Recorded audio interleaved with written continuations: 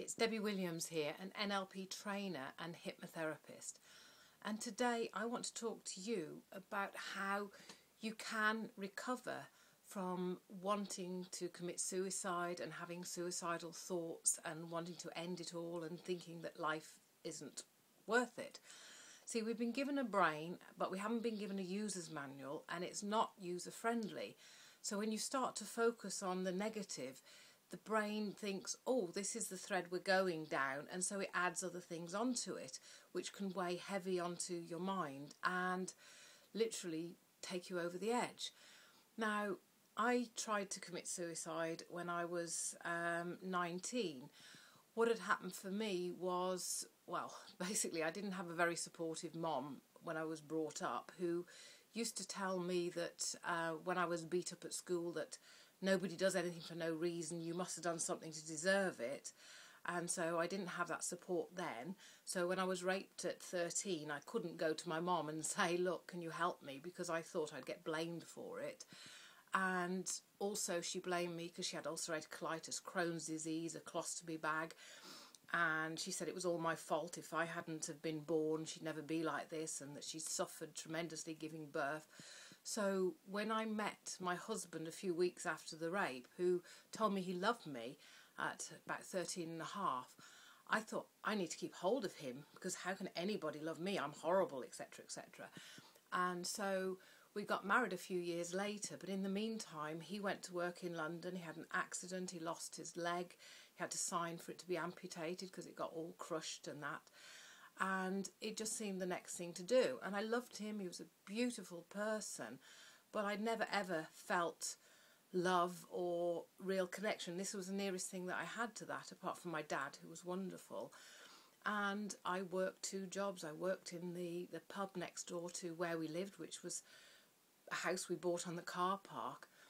And at this time my dad had cancer, and I used to speak to a chap there who said his dad had cancer and he'd overcome it, and I was just thinking, you know, we've got a lot in common here. And he used to share with me that his wife had gone off with somebody and she was pregnant, and he was bringing this new child in the world, but he was going to do the right thing and stay by her. And I thought, oh, what a lovely, lovely chap.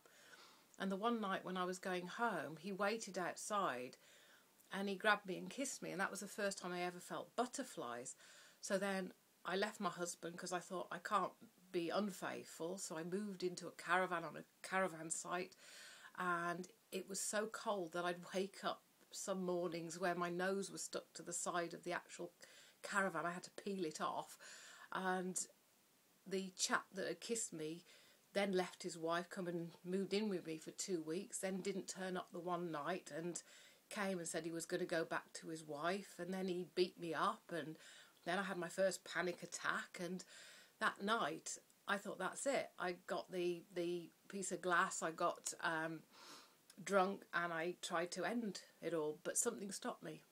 And the thing that stopped me was my dad was still alive. And if my dad hadn't have been alive then, even though we knew he was dying, I don't think I'd be here. But there's a hell of a lot more stuff happened to me as well. But you get the gist of a pretty shit time. But it's not like that anymore. My life is absolutely wonderful. I practice attracting miracles to me. And learning hypnosis and NLP, it's like finding the owner's manual for your mind. I've put one of my recordings, which is called Spontaneous Remission from Any Disease in Mind and Body, absolutely free. It plants the seeds of a miracle happening. It plants the seed of changing the way you're thinking about things, changing the way that you're picturing things in your mind. And it may well be the interrupt that you need to start you on a direction to realise that you can turn your life around and you can be happy. I found NLP and then I went on a course with Tony Robbins in '93, who I assisted for 10 years. And then 95 I started working with Richard Bandler and Paul McKenna, and I assisted them for, well, up until today really, except I don't do much the last sort of 5 or 6 years since my son was born, which is also a first for me, because I just couldn't see myself having kids because my mum had poisoned me to think, you know, it would be so painful. So I've overcome so many challenges. I have a beautiful house, a beautiful partner, a beautiful child, and a wonderful life. And I'd love you to have the same and be inspired to keep on searching. And as Paul McKenna says, the trouble with happiness is people don't practice it enough. And on this channel, I'm going to keep adding videos and stuff to help people overcome issues, but also to inspire them to be happy and to attract miracles and to lead a wonderful life. Great talking to you today.